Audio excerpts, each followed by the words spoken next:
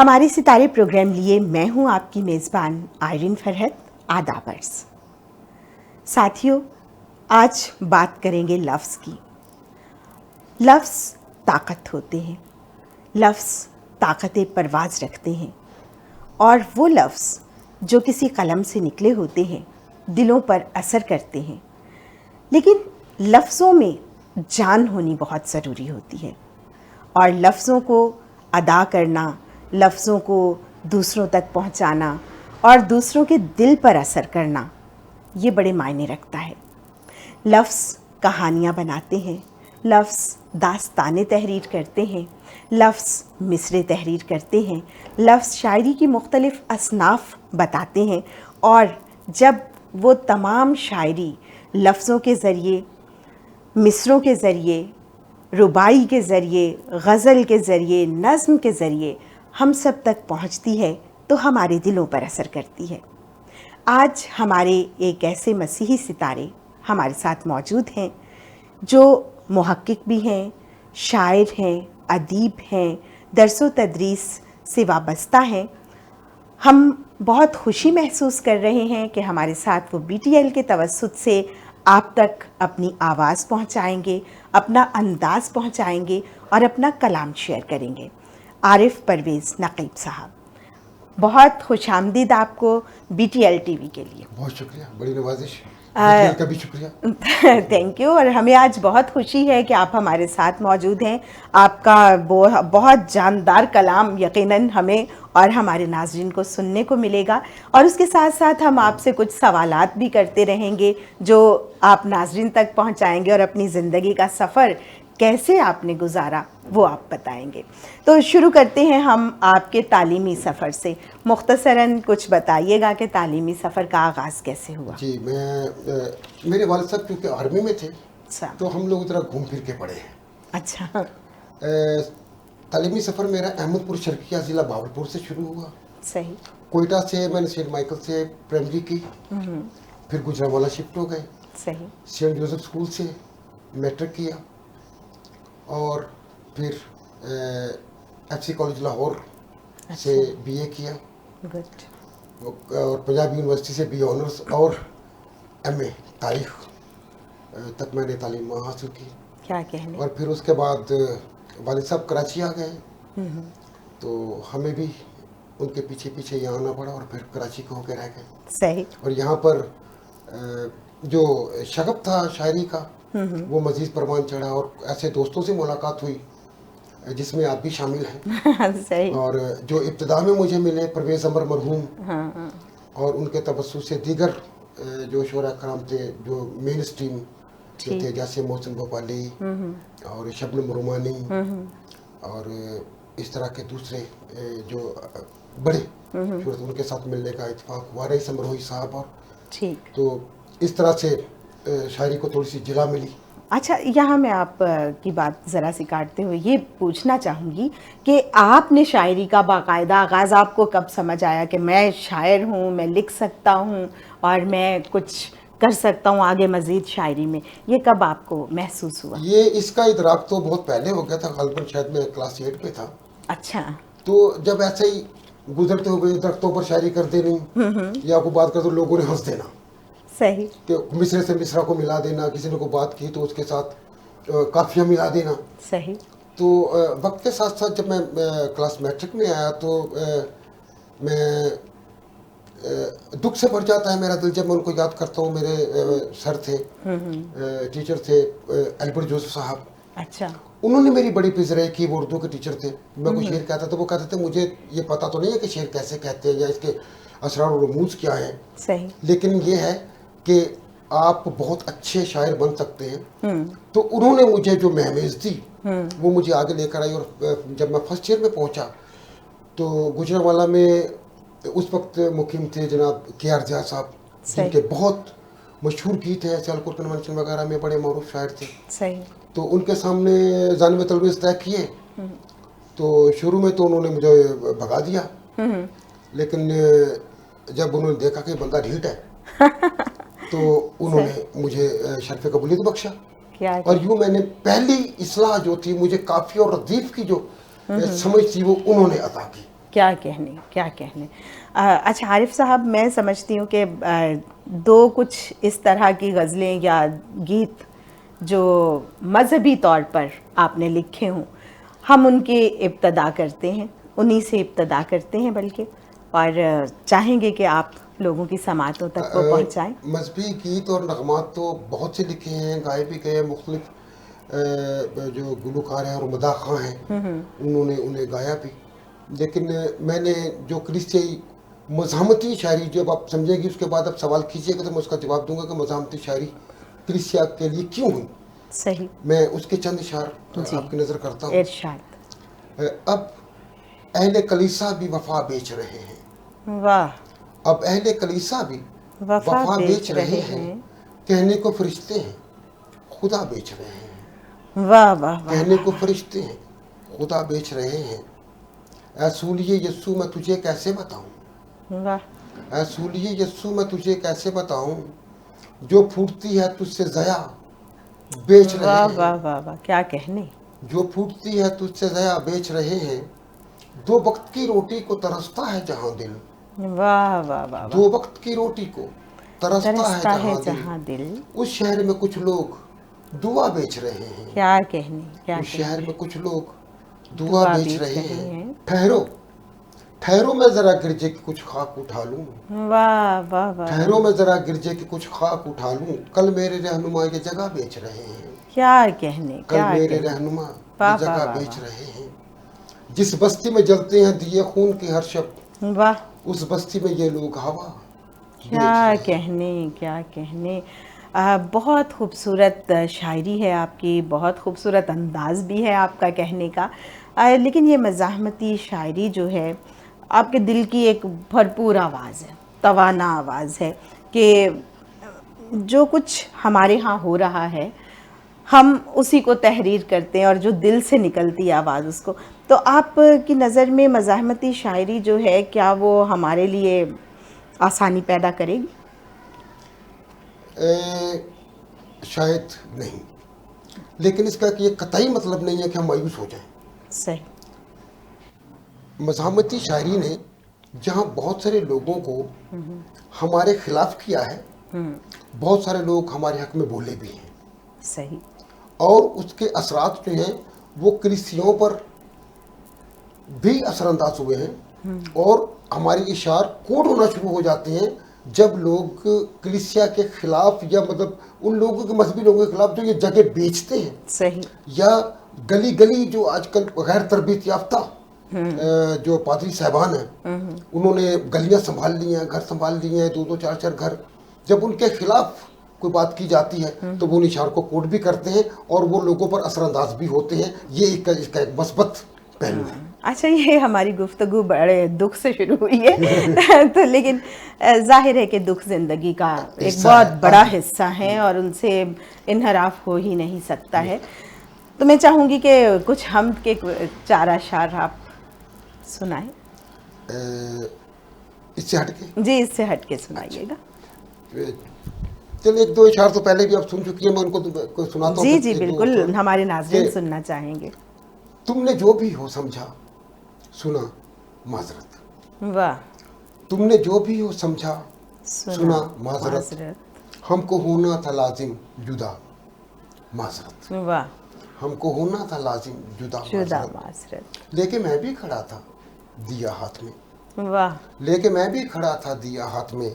मेरे हक में नहीं थी हवा।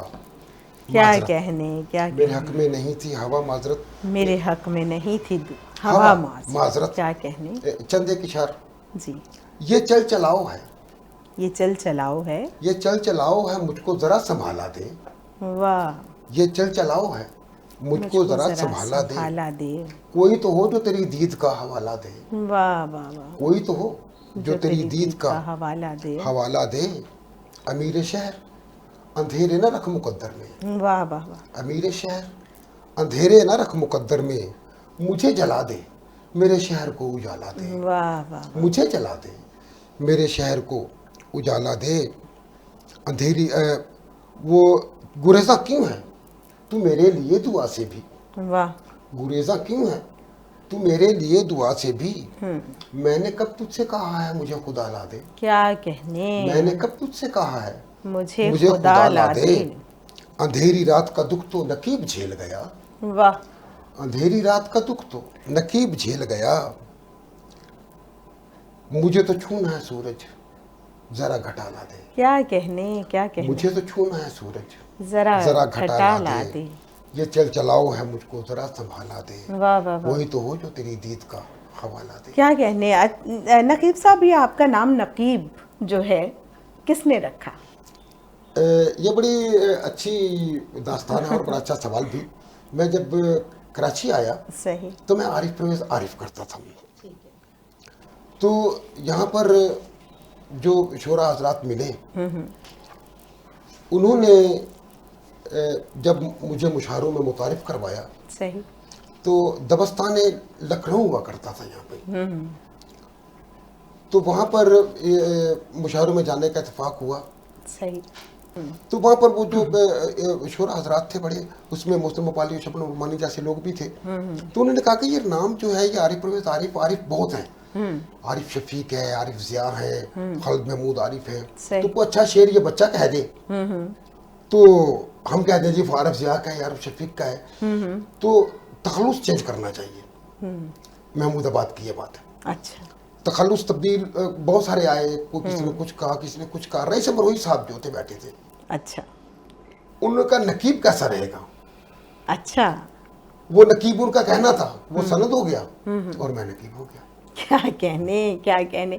अच्छा, अभी आपने जिक्र किया कि मोहसिन भोपाली और अमरोही साहब जैसे लोग जो हैं वो भी आपके उस्तादों में शामिल रहे, तो बाकायदा आपने किसकी शागिर्दी की? बाकायदा तौर पर मैं KR साहब का ही शागिर्द था। ठीक।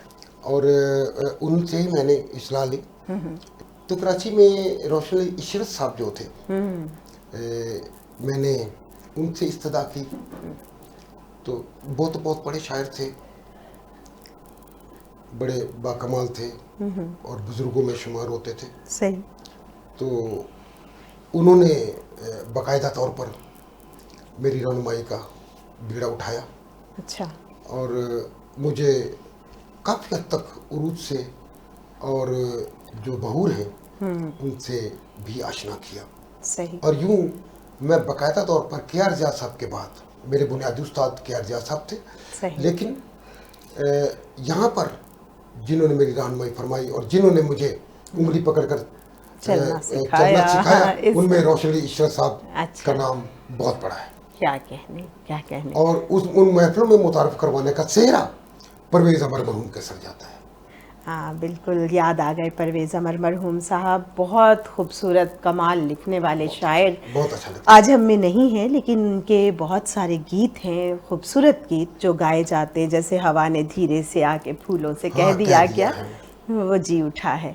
और इसी तरह और भी बहुत सारे खूबसूरत नगमात हैं जो हम सुनते हैं और फिर उनको याद भी करते हैं।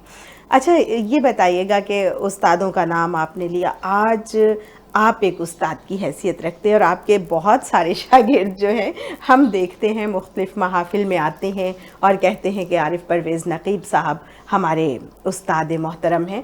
तो आप अपने शागिर्दों में से किसको समझते हैं कि जो आगे बढ़ा और जो आगे बढ़ सकेगा मज़ीद?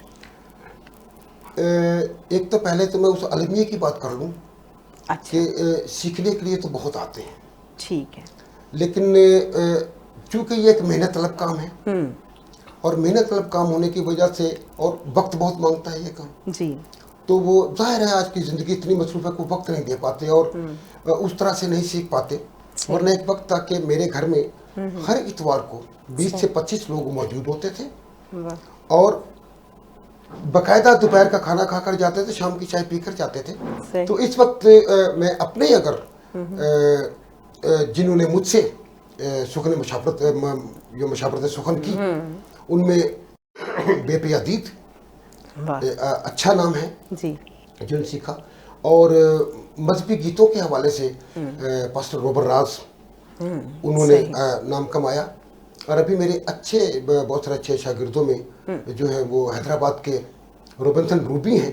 अच्छा। जो बाकायदा छोटी उम्र में बहुत अच्छा लिखना शुरू हो गए। इसके अलावा बशीर फाखिर हैं जी, जनाब, यूसुफ बर्क हैं और हिना रास्ती हैं जो बाकायदा लिख रहे हैं, लेकिन उस तरह से जिस तरह उनको वक्त शायरी को देना चाहिए, अपनी मसरूफियात और ज़माने के हवाले से भी बात कर लेते हैं, उस तरह से वो वक्त नहीं दे पा रहे। वक्त नहीं दे पा रहे। और वाकई इस काम को सीखने के लिए, लिखने के लिए, पढ़ने के लिए और आगे बढ़ने के लिए वक्त की ज़रूरत बहुत ज़्यादा। जाती थी, अब कोई जुतियां नहीं टूटता। नहीं, अब जूतियाँ नहीं टूटती। अब हमें रोजगार का भी एक सिलसिला है, वो तो वो बहुत तवील हो गया। ही तवील भी हो गया है और मुश्किल तरीन भी हो गया है।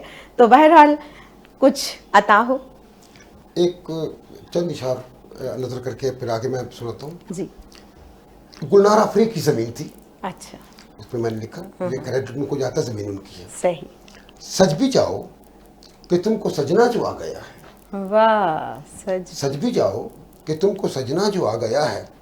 क्या हथेली पे फूल रखना जो आ गया है। वाह, क्या हथेली पे फूल फूल रखना रखना जो आ गया है। अब के शायद नाराज राज़े वफा रहेगा। वाह वाह वाह। अब के शायद नाराज राज़े वफा रहेगा। क्या अब हवाओं को बात करना जो आ गया है। वाह वाह वाह। कि अब हवाओं को बात करना जो आ गया है। हाँ ठीक देते हो छोड़ जाने की धमकी जाना। हाँ ठीक देते हो छोड़ जाने की धमकी जाना। अब आस्तीनों में सांप रखना जो आ गया है। क्या कहने। अब आस्तीनों में सांप रखना जो आ गया है। चंद इशारों आप पे नजर करता हूँ। जमीन हादसा, वाह, आसमां हादसा। वाह वाह वाह। जमीन हादसा, आसमां हादसा, मकान हादसा, लामकान हादसा। क्या कहने। मकान हादसा, लामकान हादसा। न जाने मुझे वो कहाँ छोड़ दे। वाह। न जाने मुझे वो कहाँ छोड़ दे। यकीन हादसा है गुमा हादसा। वाह। यकीन हादसा है गुमा हादसा। है इदराक तो सिसकियों का मुझे। वाह। है इदराक तो सिसकियों का मुझे। ये आंसू या हो फुगा हादसा। वाह। ये आंसू या हो फुगा हादसा। कहाँ हम कहाँ तुम कहाँ रास्ता। वाह वाह वाह वाह। कहाँ हम कहाँ तुम कहाँ रास्ता। निशान हादसा बेनिशान हादसा। वाह वाह। निशान हादसा बेनिशान हादसा। नकीब अब वो जिक्र वफा छोड़ दे। वाह। नकीब अब वो जिक्र वफा छोड़ दे। है बालाए जिक्रो बयां हादसा। क्या कहने। है बालाए जिक्रो बयां हादसा। वाह। चंद इशार जी जी प्लीज। मैं आपके सुनाऊं। गर्द में लिपटे खदो खाल को सूरत दे दूं। वाह वाह। गर्द में लिपटे खदो खाल को सूरत दे दूं। अब ये सोचा है तेरी याद को वुसअत दे दूं। वाह। अब ये सोचा है तेरी याद को वुसअत दे दूं। तो गौर कीजिएगा, तूने खुशियां भी मेरे हिस्से की दी ना मुझको। वाह। तूने खुशियां भी मेरे हिस्से की दी ना मुझको। क्यों ना गम मैं ही तुझे हस्बे ज़रूरत दे दूं। वाह। क्यों ना गम मैं ही तुझे हस्बे ज़रूरत दे दूं। आज ये सोच के रोया नहीं शब भर जाना। वाह। आज ये सोच के रोया नहीं शब भर जाना। कुछ ना कुछ आज सही खुद को रियायत दे दूं। वाह। कुछ ना कुछ आज सही खुद को रियायत दे दूं। बेवफाओं की तरह तेरा रवैया क्यों है। क्या कहने। बेवफाओं की तरह तेरा रवैया क्यों है। तुझको जाना है तो जा, तुझको इजाजत दे दूं। क्या कहने, क्या कहने। तुझको जाना है तो वाह जा, वाह वाह। तुझको इजाजत दे दूं। एक जरा रुक तो सही संग उठाने वाले। वाह। एक जरा रुक तो सही संग उठाने वाले।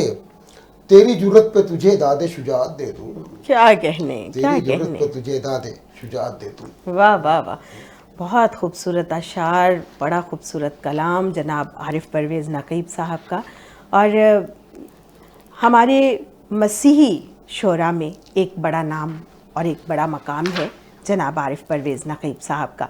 आरिफ साहब, हमारे मसीही शोरा में जिस तरह बहुत ही कमी आ गई है, मैं ये समझती हूँ, शायद मेरा ज़ाती ख्याल ये है, आप क्या समझते हैं इस कमी को कैसे पूरा किया जाए।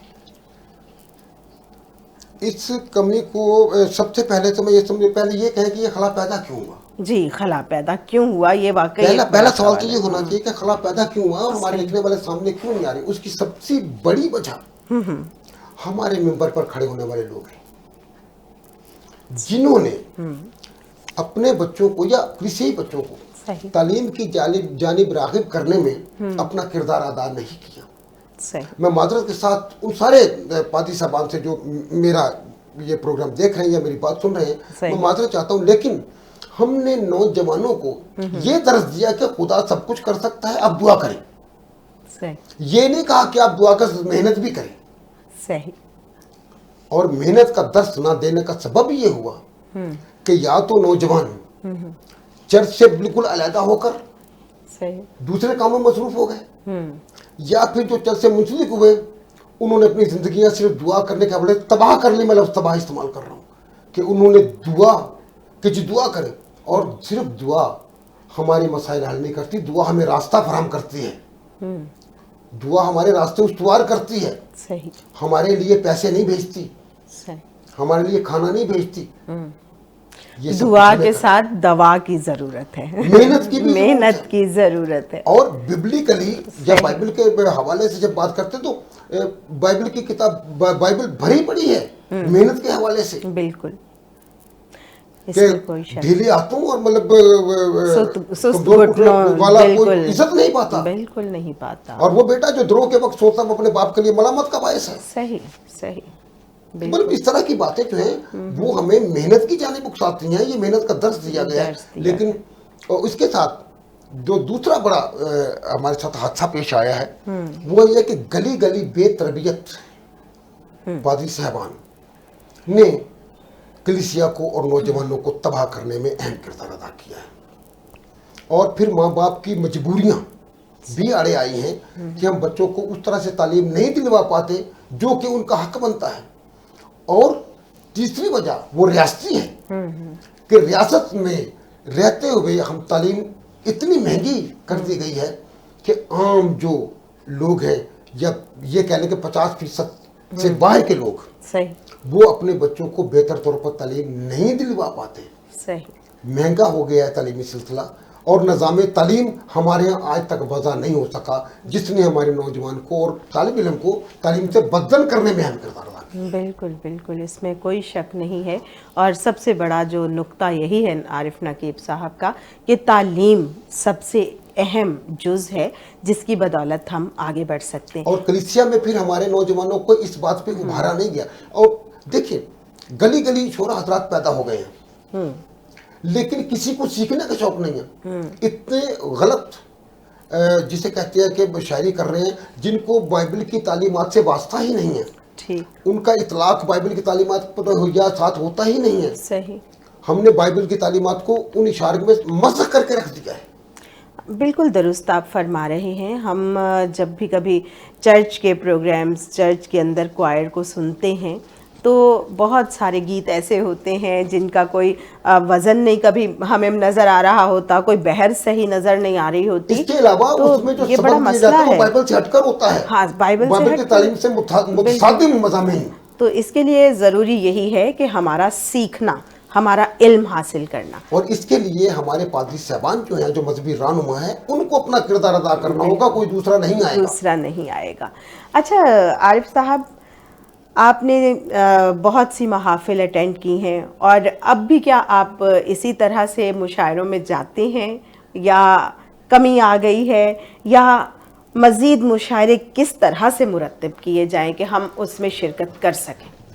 सवाल आपने 3 कर दिए। जी बिल्कुल, ये 3 सवाल, क्योंकि आपका जवाब अच्छा होता है और वो मेरा सवाल एक होता है, जवाब 3 आ जाते हैं। कि महाफिल बहुत सारी अटेंड की हाँ, और बहुत खूबसूरत सलीके से जाते भी रहे, निभाते भी रहे, सही, और खुदा ताला ने उसमें इज्जत और एहतराम भी बख्शा। ठीक, और अब कम इसलिए हो गया कि एक तो मैं पहले अपनी कम्युनिटी की बात करूं फिर मैं मेन स्ट्रीम में दाखिल बिल्कुल बिल्कुल, हमारी कम्युनिटी में मुशायरों का रुझान ना होने के बराबर रह गया है। ठीक, और ये एक बहुत बड़ा नुकसान हुआ है क्योंकि हमारे यहाँ सबसे बड़ा मसला जो होता है वो ओहदों की तकसीम का है कि नाम मेरा हो, हालांकि काम कोई भी कर जाए, सही, बात ये नहीं होती।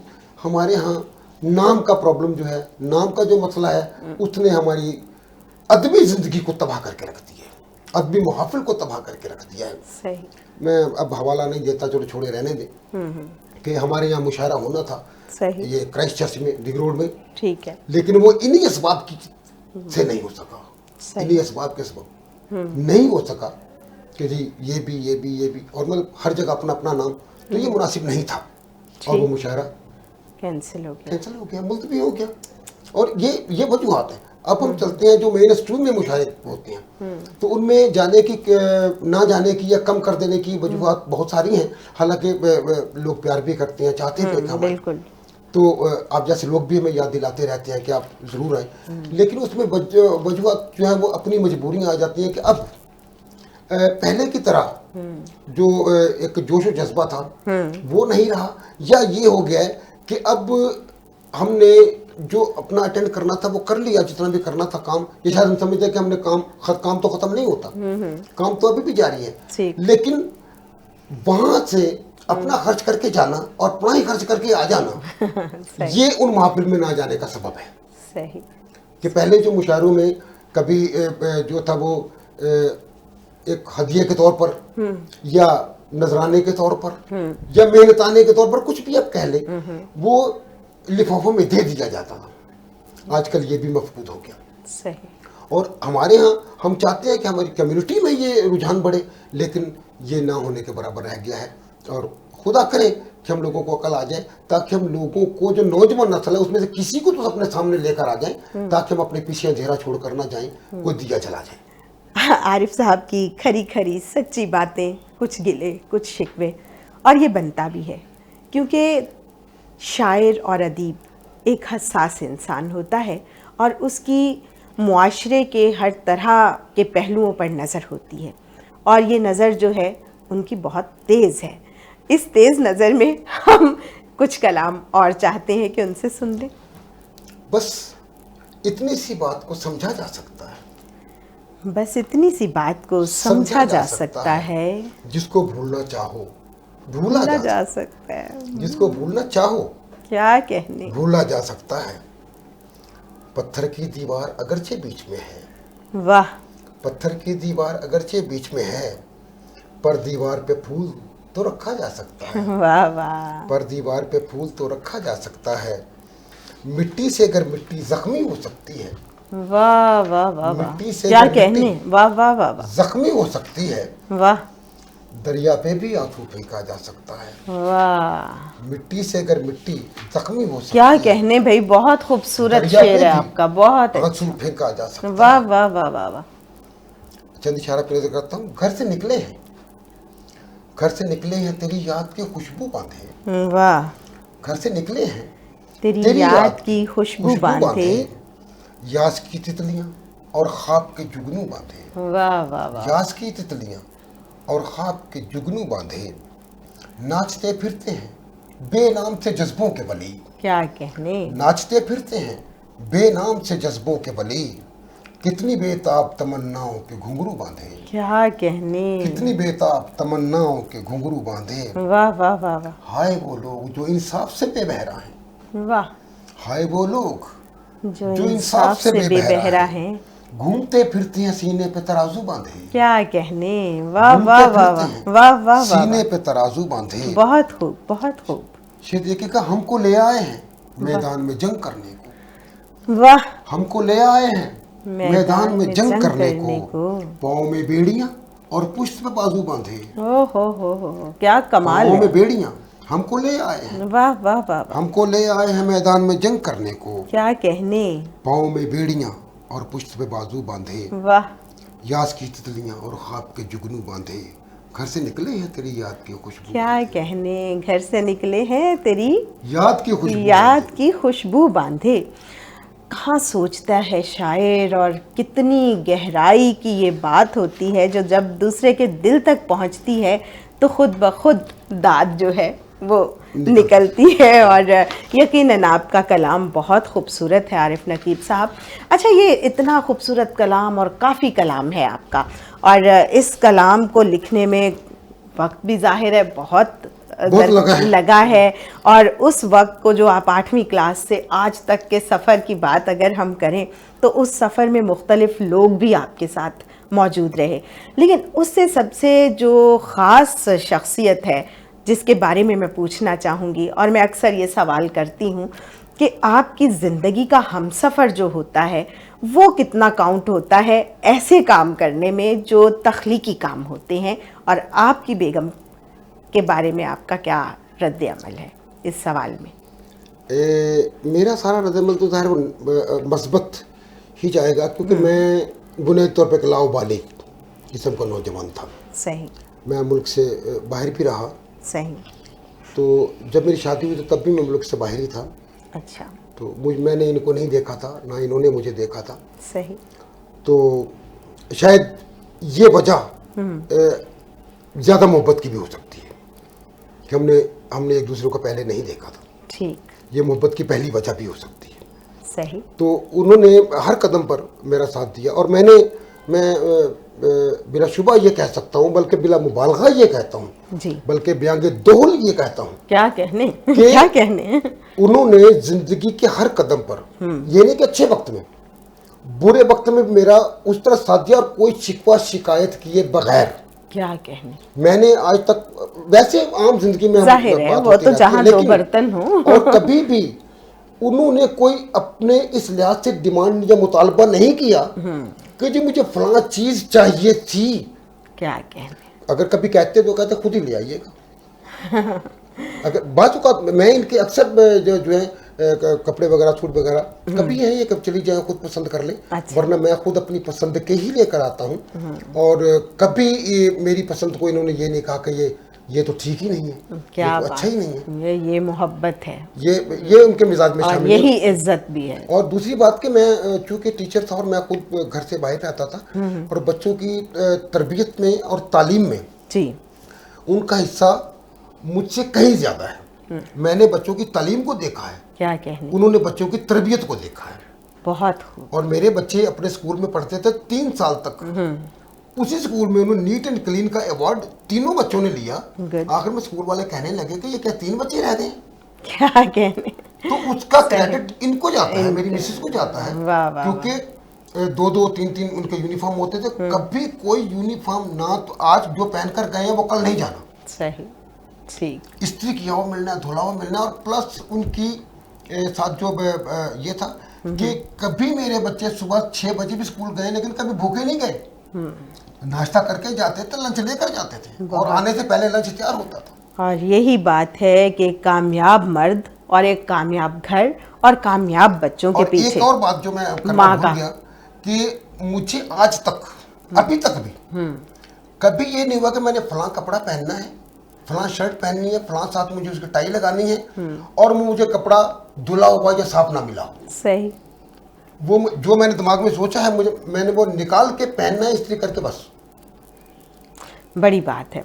और ये सारा क्रेडिट आरिफ नकीब साहब की बेगम को जाता है। खाना भी बहुत अच्छा बनाती हैं। क्या कहने, जाहिर है जब इतने अच्छे सारे काम जिम्मेदारी से निभाती हैं तो खाना भी यकीनन बहुत अच्छा बनाती होंगी।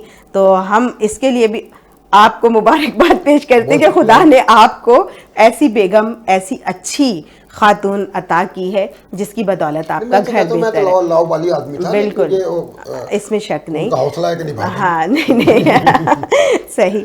अच्छा, बच्चों में, औलादों में से कोई इस तरफ आया कि आप जिस तरह तख्लीक़कार हैं? बच्चों की समझ से इस तरफ कोई आया नहीं है। उसकी बड़ी वजह मैं ये समझता हूँ कि हमारे तालीमी निज़ाम का सिलसिला है। सही, कि बच्चों पर किताबों का बोझ इतना ज़्यादा लाद दिया गया कि बच्चों को होमवर्क ही ख़त्म नहीं होता, उनका बोझ ही ख़त्म नहीं होता। हम पे तो तख्ती लेकर स्कूल चले जाते थे, सही, हम भी तो पढ़े हैं, बिल्कुल।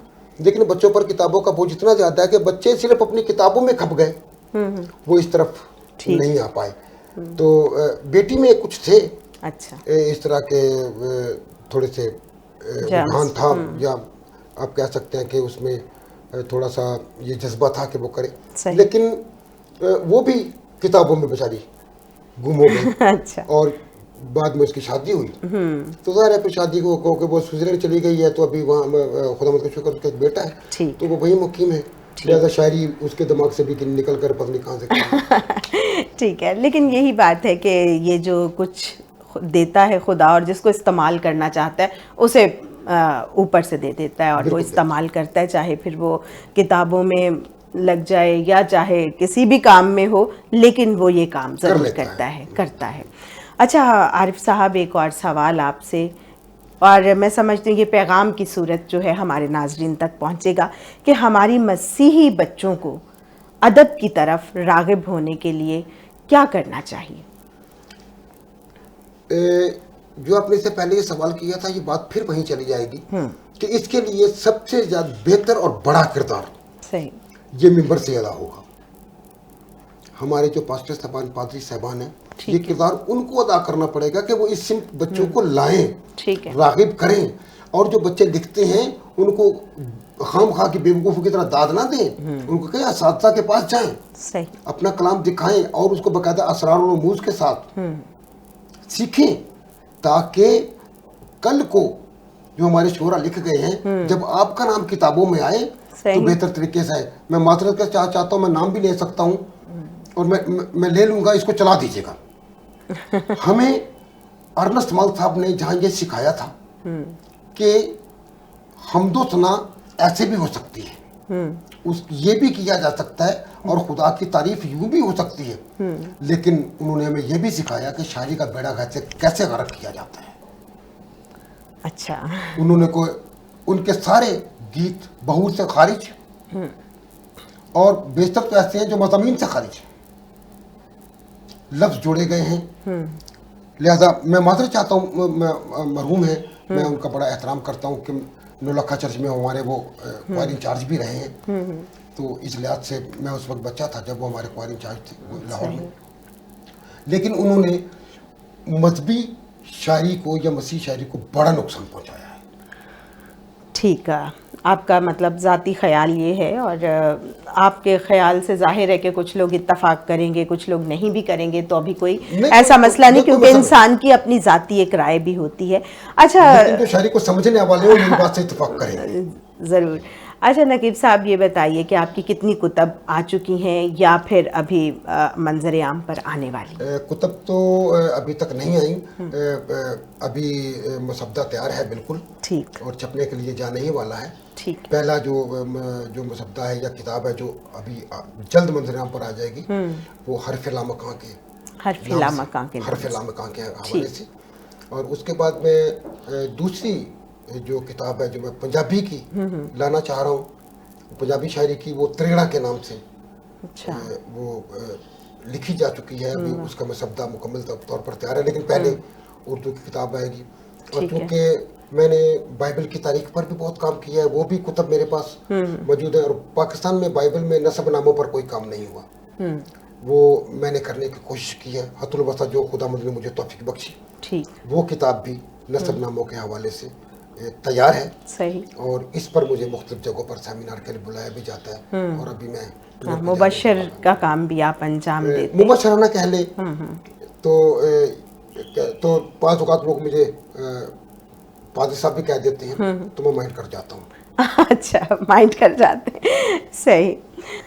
जाते जाते यही कहूँगी आरिफ परवेज़ साहब का शुक्रिया अदा करते हुए कि मुस्कुराते हैं कभी आँख भी नम रखते हैं, मुस्कुराते हैं कभी आँख भी नम रखते हैं, इस तरह से भी मोहब्बत का भरम रखते हैं, और हमने जो ठान लिया करके दिखाते हैं उसे, हमने जो ठान लिया करके दिखाते हैं उसे, अक्सर औकात हवाओं पे कदम रखते हैं, और सबको मालूम कहाँ कारगहे शीशा गरी, सबको मालूम कहाँ कारगहे शीशा गरी, ये बसीरत तो फ़कत अहले कलम रखते हैं, ये बसीरत तो फ़कत अहले कलम रखते हैं। आरिफ साहब, आपका बहुत बहुत शुक्रिया कि आपने BTL के तवस्सुत से नाज़रीन तक अपनी बातें पहुँचाई। आपका भी बहुत बहुत शुक्रिया, साथ में कैमरामैन का भी, और इसके साथ साथ में BTL की वो टीम जो बाहर मौजूद है हॉलैंड में, मेरी बहन सुंबल और गैस्पर, मैं उनका भी शुक्रिया अदा करना चाहता हूँ कि उन्होंने ये मौका फराहम किया कि हम अपने ख्यालात को दूसरों तक पहुंचाने के लिए किस तरह से और किन ज़राए को इस्तेमाल कर सकते हैं, और उन्होंने हमें मौका फराहम किया और ज़रिया भी फराहम कर दिया। मैं उनका ममनून हूँ, बहुत शुक्रिया। बहुत शुक्रिया, और मिलेंगे फिर एक ऐसे सितारे से जो आप तक रोशनी पहुंचाने के काबिल है। तब तक के लिए इजाज़त, आदाब, खुदा।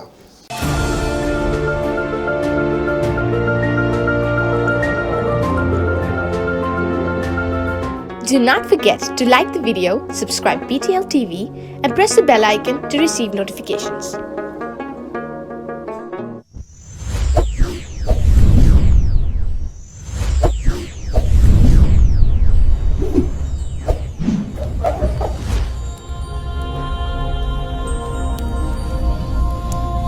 Jesus is the light of the world.